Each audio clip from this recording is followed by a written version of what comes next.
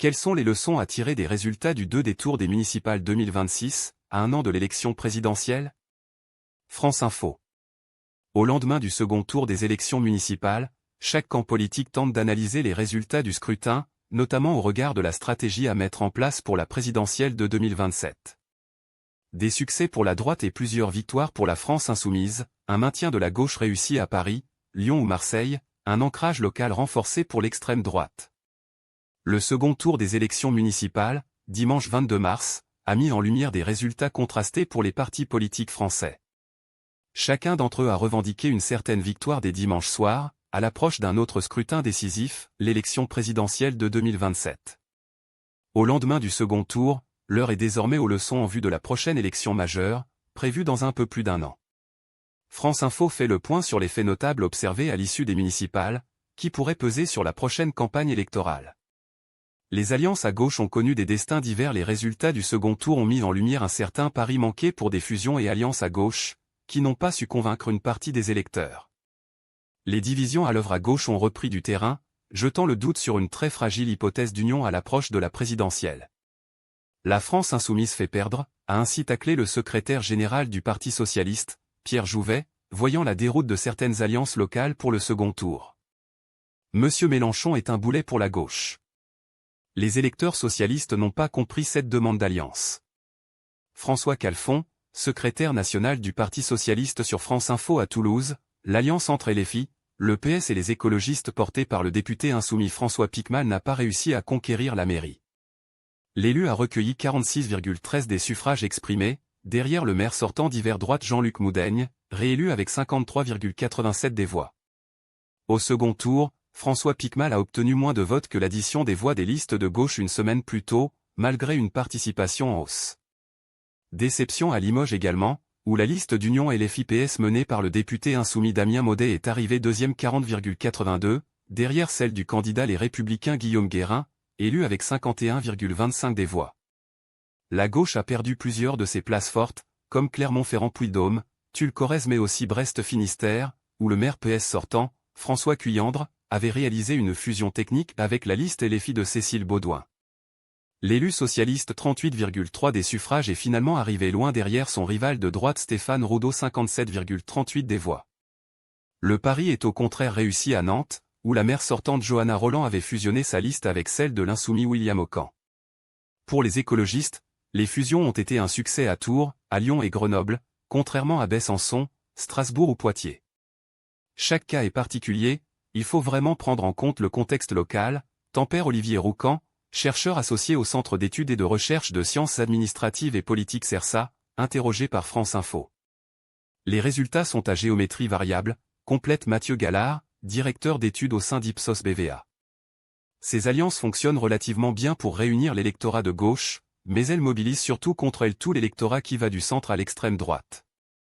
En vue de 2027, les municipales ont montré que LFI et Jean-Luc Mélenchon étaient incontournables au premier tour à gauche, tandis qu'ils sont des repoussoirs au second tour. Mathieu Gallard, directeur d'études chez Ipsos BVA à France Info. Aux yeux de LFI, cette déroute des stratégies d'alliance est plutôt liée au maire sortant. Ces élus ont subi un désaveu populaire tel au premier tour que les insoumis n'ont pas réussi à compenser au second tour, a défendu Manuel Bompard, coordinateur national de la France insoumise, sur France Info. Les discours de division du Parti socialiste empêchent de faire basculer ces villes à gauche, a-t-il également répliqué sur X. Le premier secrétaire du PS, Olivier Faure, a donné le ton pour 2027, lundi matin, sur BFM TV, il n'y aura pas de programme commun pour la présidentielle avec Jean-Luc Mélenchon. Ce n'est pas possible. L'extrême droite se renforce mais perd dans les grandes villes. Marine Le Pen a vu dans les résultats du second tour des municipales une immense victoire et la confirmation de la stratégie des implantations locales du Rassemblement national. Le parti d'extrême droite, qui a conquis ou reconquis 24 communes le soir du premier tour, a réussi à s'imposer dans plusieurs autres villes dimanche 22 mars. Le Rassemblement national a ainsi décroché les mairies des Hagues-d'Hérault, de Liévin-Pas-de-Calais, de Saint-Avold-Moselle, de Sifour-les-Plages-Var ou encore de Menton-Alpes-Maritimes. Un pari en outre réussi à Tarascon-Bouches-du-Rhône, à Castres-Tarn et à Carcassonne-Aude. La formation d'extrême droite réalise également une percée dans certains territoires ruraux, à l'instar de Montargis-Loiret ou la Flèche-Sarthe. Le Rassemblement national est désormais à la tête de 57 communes de plus de 3500 habitants. soit 48 de plus qu'en 2020, où il avait obtenu 9 mairies. C'est un enracinement. Il consolide pleinement son extension dans ses zones de force, l'arc méditerranéen et les bassins miniers. Olivier Roucan, politologue à France Info. Faut-il y voir le signe d'une avancée du RN lors de la prochaine élection présidentielle, au printemps 2027 ? C'est une extension limitée pour le RN, a nuancé le sondeur Brice Teinturier sur France 2. Il bute toujours sur les grandes métropoles. L'extrême droite n'a en effet pas réussi à ravir les mairies de Marseille, de Nîmes ou de Toulon. Dans la deuxième ville de France, Franck Alizio 40,3 a été devancé par le maire sortant Benoît Payan 54,34. À Toulon, 12e ville de France, la soirée a été amère pour la porte-parole du RN, Laure Lavalette, arrivée en tête du premier tour avec 42 des voix. La maire sortante José Massy d'hiver droite a finalement été réélue avec 52,35 des voix. L'extrême droite conquiert néanmoins la mairie de Nice grâce à Éric Ciotti, député des Alpes-Maritimes allié du RN. Sans surprise plus faible dans les métropoles, l'extrême droite réussit à se maintenir et à progresser dans la urbanité, entre zones rurales et villes petites et moyennes, poursuit Olivier Roucan. Néanmoins, le principal handicap du RN demeure en bonne partie la peur qu'il génère dans l'entre-deux tours, constate Mathieu Gallard. Le RN fait encore face à un barrage républicain, même dans des zones où il est très fort. Ce barrage finit par réapparaître, même s'il est de moins en moins fort. Les Républicains s'en sortent bien localement dimanche soir, malgré des défaites cuisantes à Paris et Lyon, la droite a réussi à s'imposer à Toulon, à Clermont-Ferrand ou encore à Cherbourg. La ville portuaire de la Manche, à gauche depuis 50 ans, a élu la candidate de droite Camille Marguerite à la mairie 53,11 des suffrages exprimés, devant le maire sortant socialiste Benoît arrivé 46,89. Les Républicains ont également conquis Brest et Besançon, bastions de gauche depuis 1989 et 1953. Dans la ville du Doubs, Ludovic Fago a recueilli 53,29 des voix, contre 46,71 pour la maire sortante Anne Vigneault. LR garde en parallèle les villes de Limoges et Metz à l'issue de ce second tour. Une majorité d'hiver droite, LR ou UDI est désormais à la tête de 464 communes en France, contre 455 en 2020. Nous sommes toujours la première force politique locale en France, s'est félicité le président des Républicains, Bruno Retailleau, assurant que la bataille a été gagnée. L'ancien ministre de l'Intérieur, déjà en lice pour l'élection présidentielle, veut ainsi croire à la possibilité d'une autre voie, entre les idéologues de LFI et les démagogues du RN. Le résultat est plutôt positif pour LR et ses alliés, ce qui donne une assise à Bruno Retailleau, observe Olivier Roucan. Cela consolide sa place à la tête de LR. La question de l'émergence d'un leadership à droite et au centre à l'approche de la présidentielle est tout sauf réglée. Bruno Retailleau peut sortir renforcé, et Édouard Philippe aussi et Laurent Wauquiez continuent de distiller sa musique. Rien ne bouge.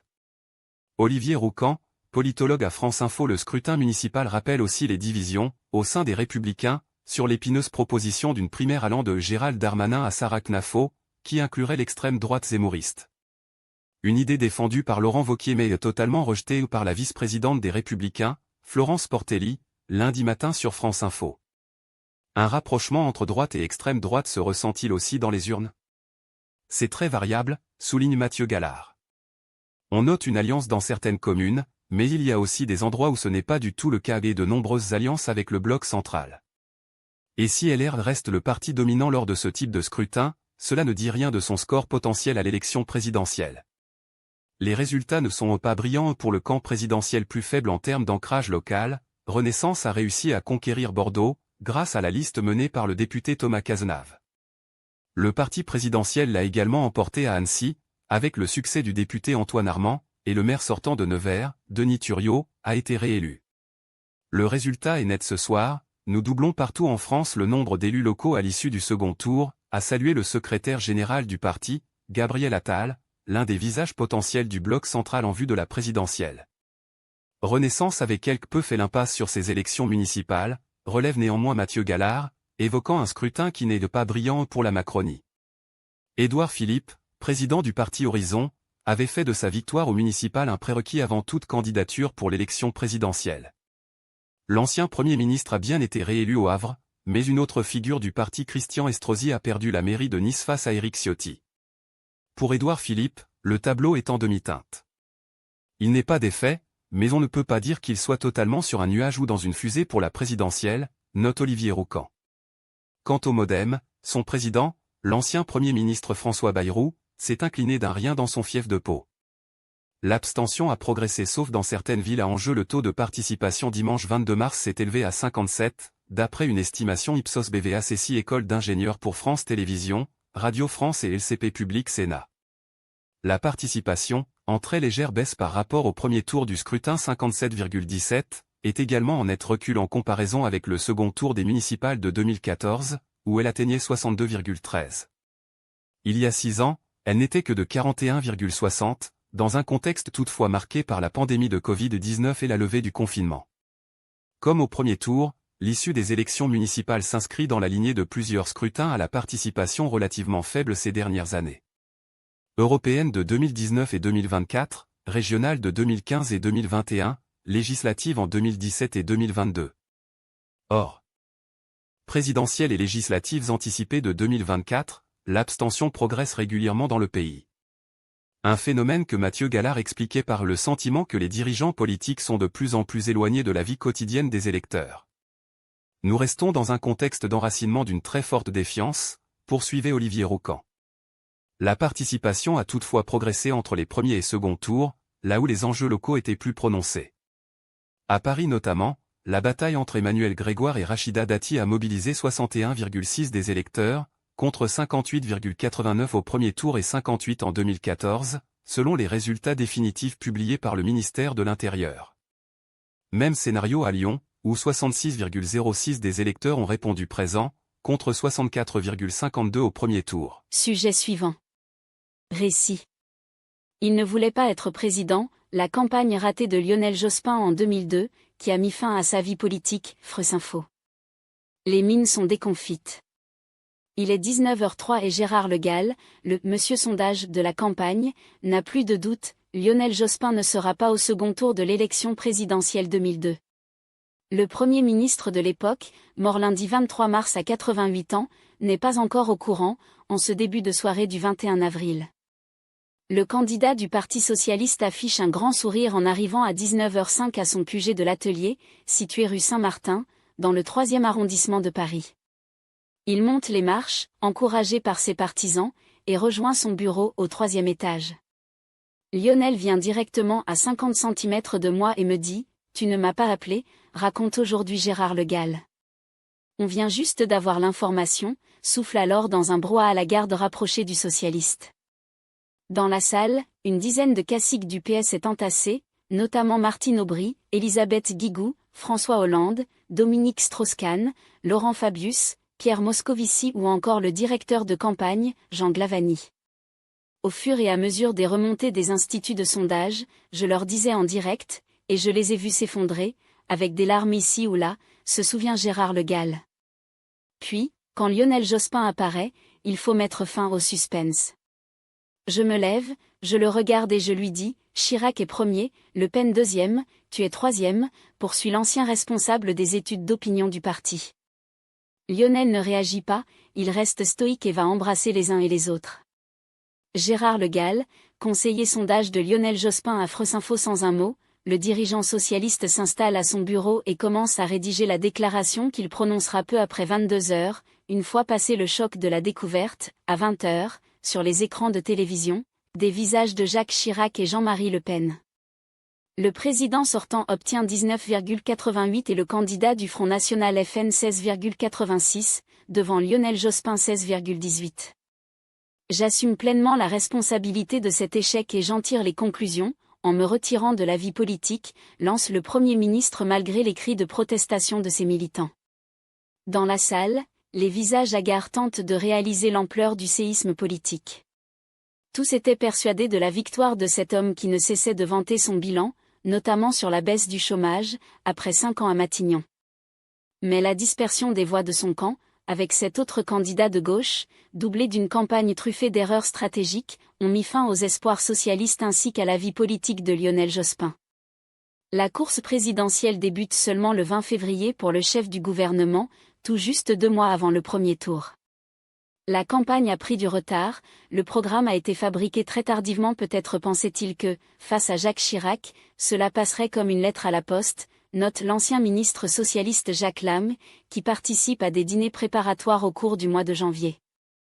Pour acter la candidature, pas de grand discours, pas d'acte solennel, Lionel Jospin envoie une simple déclaration à l'AFP. Loin de la conception gaullienne d'une présidentielle, la rencontre d'un homme et d'un peuple, le socialiste choisit une méthode semblable à celle des démocraties nordiques, avec l'envoi d'un simple fax, observe Jean-Christophe Cambadélis, alors membre de l'équipe de campagne. Sa conception de la politique était plus proche du régime parlementaire que de la monarchie constitutionnelle. Jean-Christophe Cambadélis, cadre de la campagne socialiste à Freusinfo. Au fond, je pense que Lionel Jospin ne voulait pas être président, c'est l'homme qui ne voulait pas être roi, poursuit l'ancien premier secrétaire du PS. Qui a développé cette théorie dans l'ouvrage L'étrange échec. C'est la contradiction dans laquelle s'est toujours trouvée la gauche, chercher un personnage providentiel, alors que ce n'est pas sa culture. Face au bon vivant Jacques Chirac, Lionel Jospin met en place une campagne sobre et parfois rigide. Le socialiste a toujours refusé de céder à la politique spectacle, déclinant par exemple avec sa femme l'invitation sur le divan rouge de Michel Drucker. Il a une forme de mépris pour cette manière de faire de la politique, démagogique, qui attrape tout, faite de poignées de main et de tapes dans le dos, poursuit Jean-Christophe Cambadélis. Lionel Jospin salue des militants socialistes, le 7 mars 2002 à Lille, avant de tenir son premier meeting de campagne. Philippe Desmaz AFP. Le candidat se qualifie lui-même d'austère qui se marre et sait qu'il renvoie une image de rigueur dans l'opinion. Les gens ont du mal à imaginer un Lionel Jospin détendu, souriant, voire déconneur, parce qu'il avait s'être tenu dans la vie publique, ce qui lui a peut-être causé du tort dans sa réussite politique, confirme son directeur de campagne de l'époque, Jean Glavany. Il n'a peut-être pas réussi à trouver cette espèce d'attachement, de lien personnel et direct avec le peuple français. Sur les conseils de ses stratèges en communication, il tente bien de fendre un peu l'armure. Il descend par exemple les escaliers en marche arrière face au couturier Karl Lagerfeld pour une séance photo. Mais difficile de forcer sa nature. On se disait qu'il fallait faire avec, qu'il fallait jouer de la différence avec Jacques Chirac, c'est-à-dire que la présidentielle est une affaire sérieuse et non pas une affaire de look, confie Jean-Christophe Cambadélis. Lionel Jospin se concentre sur le fond. Pour appuyer sa candidature, il publie le 1er mars 2002 un livre d'entretien réalisé avec Alain Duhamel. On s'y est mis à partir du mois de septembre en se voyant une fois par semaine. Il voulait donner la dimension de ce qu'il avait, à ses yeux, réussi comme Premier ministre, raconte l'éditorialiste. Puis viennent les premiers meetings, à Lille le 7 mars et à La Réunion le 9. Dans l'avion du retour, le socialiste commet une maladresse considérée comme l'un des tournants de la campagne présidentielle. On est au cul de l'avion. Toute la presse est là et Lionel Jospin se ramène, se souvient Didier Assou, alors journaliste à Libération. Lionel Jospin s'entretient avec des journalistes, sous le regard de son porte-parole Yves Colmou, le 9 mars 2002, dans l'avion qui les ramène à Paris, après sa visite d'une journée sur l'île de la Réunion. Philippe Desmaz AFP. Au milieu de propos banals sur la campagne, le candidat se lâche, Chirac est fatigué, vieilli, gagné par une certaine usure du pouvoir. Les journalistes se regardent incrédulés, tandis que le candidat retourne à l'avant pour dormir, il vérifie auprès du conseiller presse, Yves Colmou. On va le chercher et je lui pose la question, c'était du off ou pas? On peut l'écrire? Et il nous dit, allez-y, se souvient Didier Assou, qui rentre à Paris et rédige rapidement son article. Il y a eu un débat entre journalistes sur l'opportunité de sortir le truc ou pas, mais dans la mesure où ce n'était pas du off. Didier Assou, journaliste à Freusinfo. La dépêche AFP est reprise partout, et le RPR, le parti de droite dirigé par Jacques Chirac, va profiter de la sortie de route. Qu'est-ce que j'entends? Des propos sur le physique, sur le mental, sur la santé. C'est une technique qui s'apparente, presque au délit de sale gueule, réagit sur France 2 Jacques Chirac. Les ventes du livre d'entretien avec Alain Duhamel, jusque-là florissantes, s'arrêtent pile le lendemain de cette phrase polémique, se souvient le journaliste. La droite en a fait des caisses et Lionel Jospin n'est plus apparu comme l'homme intègre et bienveillant. D'un seul coup, il a pris l'image de l'agressif, constate Jean-Christophe Cambadélis. Ce n'est pas moi. Cela ne me ressemble pas, tente de s'excuser une semaine plus tard le candidat Jospin. Mais le mal est fait. D'autant que l'écurie socialiste commet en parallèle une succession d'erreurs stratégiques, avec des gages donnés aux centristes, quitte à délaisser sa base électorale. Le projet que je propose au pays n'est pas un projet socialiste, déclare ainsi le candidat sur France 2 en début de campagne, pensant déjà à rassembler en vue du duel final. On a oublié de faire la campagne de premier tour avant de faire celle du second, ça, je suis d'accord, admet Jean Glavany. Je n'ai cessé de le dire pendant la campagne, mais tout le monde était déjà tourné vers le deuxième tour. Jean Glavany, directeur de campagne à France Info. Les affiches du second tour présidé autrement sont déjà dans les cartons et Jean-Christophe Cambadélis travaille sur l'opération « Tempête plurielle » qui doit permettre à l'ensemble des candidats de gauche de se rallier derrière le socialiste dans l'entre-deux-tours. Mais sur le terrain, la campagne ne prend pas. Lors d'un déplacement sur la recherche à Évry-Essonne, Lionel Jospin se confronte à un syndicaliste. Si à chaque fois qu'il y a un plan social, on doit nationaliser, lâche le Premier ministre. Les médias retiennent cette séquence plutôt que les promesses du candidat faites aux chercheurs. Par ailleurs, cette ligne, incarnée par la formule « il ne faut pas tout attendre de l'État », coûte de nouveaux points au candidat. Lionel Jospin est interpellé par des salariés de la société LU, le 13 mars 2002, à l'entrée du Génoscope à Évry-Essonne, lors d'un déplacement de campagne. Philippe Desmaz AFP. Au fil des semaines, beaucoup se demandent où est la cohérence, d'autant que la campagne est gérée par plusieurs pôles qui s'entendent difficilement. Jean Glavany dirige la campagne au QG, Pierre Moscovici se charge du projet rue de Solferino, au siège du PS, et le directeur du cabinet à Matignon, Olivier Schramek, influence également les choix de campagne. Il faut qu'on travaille mieux ensemble, on a plein de petits problèmes, lance Jean Glavany à Pierre Moscovici dans le documentaire Comme un coup de tonnerre, qui dévoile les coulisses de la campagne. Pierre Moscovici à Solferino est d'un certain point de vue coupé de l'équipe de campagne. Il refuse d'aller dans ce cloaque, pour reprendre une des formules de l'époque, assure Jean-Christophe Cambadélis. J'ai extrêmement peu de temps pour réfléchir politiquement à cette campagne, vous me faites courir. Lionel Jospin dans le documentaire, Comme un coup de tonnerre, résultat, la campagne est désincarnée. Tous les thèmes sont coupés en morceaux, avec un voyage pour parler de culture à tel endroit, d'éducation à tel autre. Il manque une ligne, estime Jacques Lame.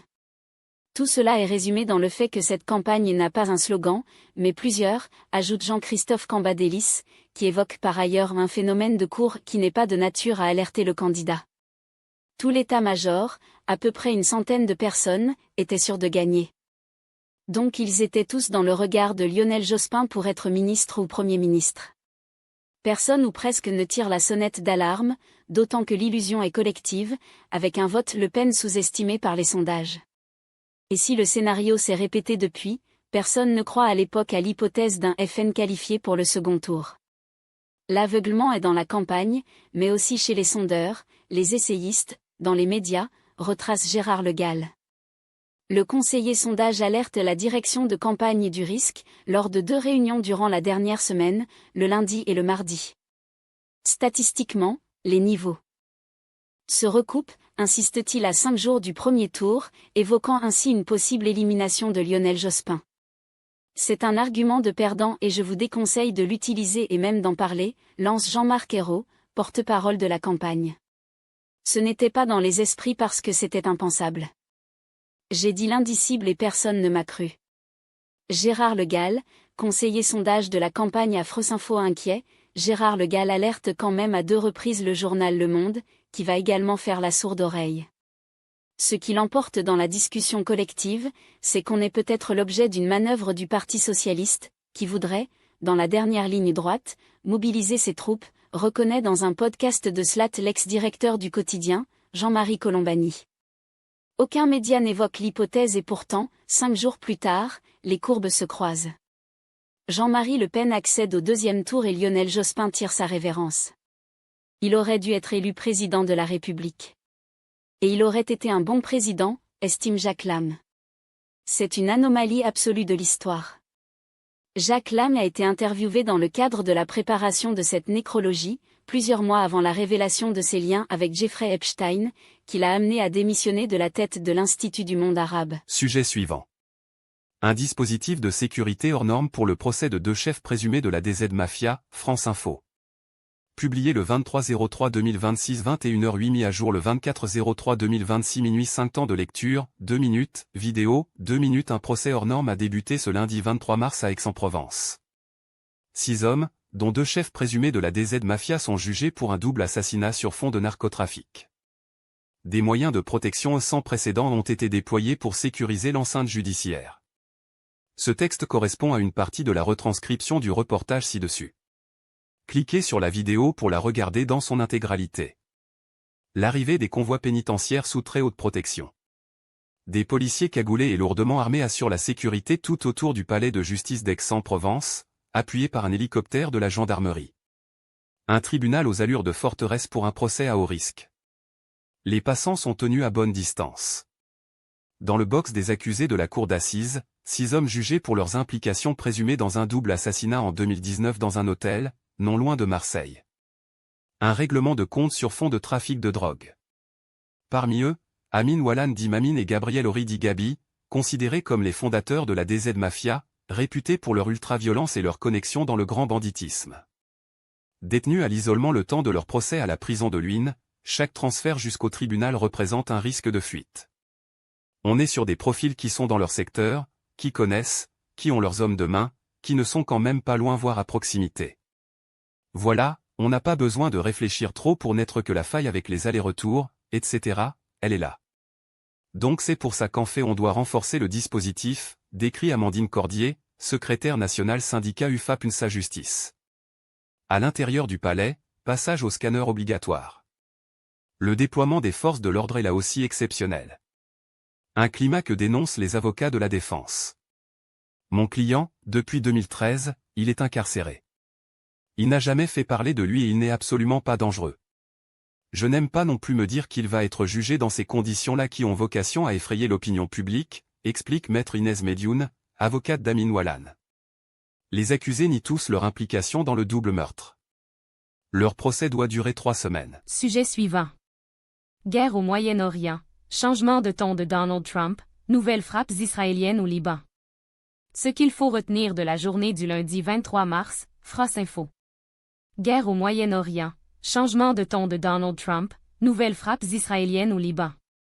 Ce qu'il faut retenir de la journée du lundi 23 mars, le président américain a annoncé la suspension de frappes envisagées sur les infrastructures critiques iraniennes, tout en évoquant un changement de régime.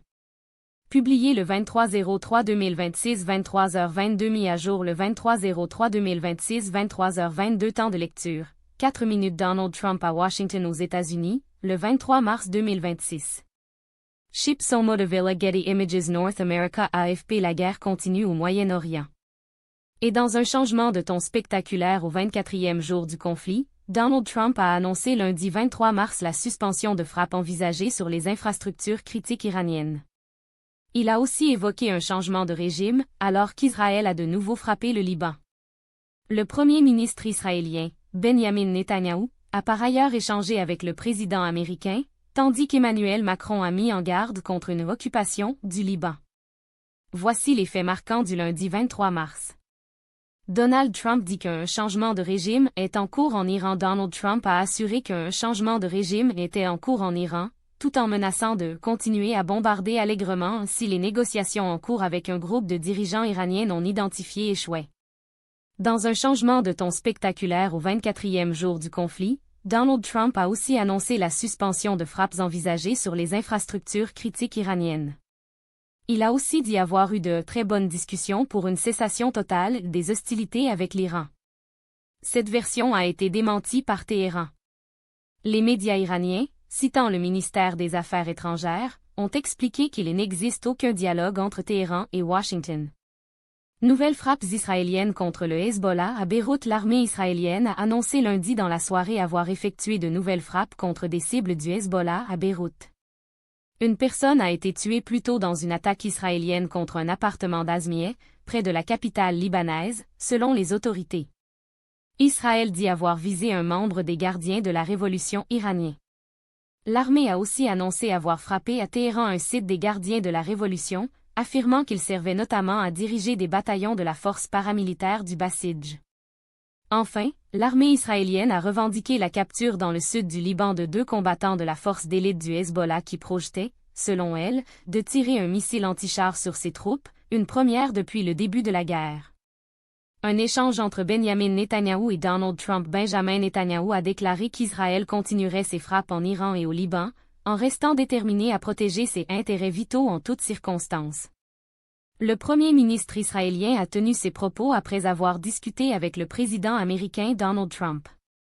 Le président américain estime qu'il y a une chance de tirer parti des formidables succès militaires israéliens et américains afin de réaliser les objectifs de la guerre dans le cadre d'un accord qui préservera nos intérêts vitaux, a dit le premier ministre dans un court message vidéo distribué par son bureau. Emmanuel Macron met en garde contre une occupation du Liban. Emmanuel Macron a martelé qu'aucune occupation ne saurait assurer la sécurité de qui que ce soit, dans un avertissement à Israël et son opération terrestre au Liban, alors qu'il inaugurait une exposition consacrée à la cité de Byblo-Liban à l'Institut du monde arabe IMA à Paris. Aucune occupation, aucune forme de colonisation, ni ici, ni en Cisjordanie, ni ailleurs, ne saurait assurer la sécurité de qui que ce soit, a déclaré le président français, en présence du ministre libanais de la Culture Ghassan Salamé.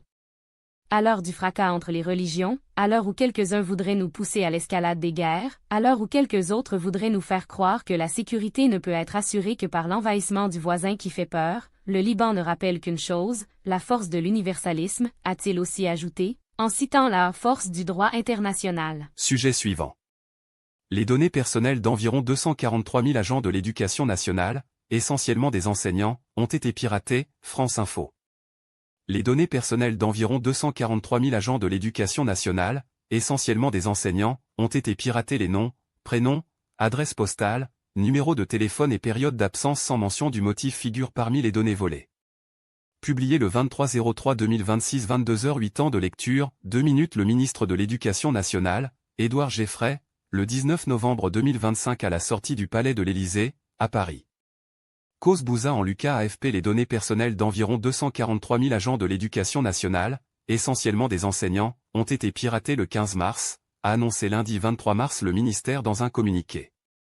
Les données piratées sont les noms, prénoms, adresses postales, numéros de téléphone et période d'absence sans mention du motif d'agents de la France entière enregistrés dans la base Compa, un logiciel de ressources humaines du ministère dédié à la gestion des stagiaires du premier et second degré. Les noms, prénoms, et lignes de téléphone fixe professionnelles des tuteurs de ces stagiaires figurent aussi dans les données piratées. L'intrusion dans ce système de données date du 15 mars et a été détectée par le Centre opérationnel de la sécurité des systèmes d'information du ministère le 19 mars en fin de journée. Un échantillon des données piratées a été mis en ligne sur des sites de revente de données par une entité qui se présente sous le pseudonyme d'Exdex. Le ministère de l'Éducation nationale a saisi l'Agence nationale de la sécurité des systèmes d'information ANSSI, la Commission nationale de l'informatique et des libertés CNIL et un dépôt de plainte à Paris est en cours. L'accès à Compa a été suspendu et des vérifications sont en cours sur l'ensemble des systèmes d'information du ministère afin de prévenir tout risque de propagation, précise le ministère. Samedi, le secrétariat général de l'enseignement catholique SGEC a annoncé avoir été victime d'une attaque informatique ciblant l'application de gestion de ses établissements du premier degré, dévoilant les données administratives de 1,5 million de personnes. Selon le ministère, la base de données du SGEC piratée et celle de Compa sont deux bases distinctes.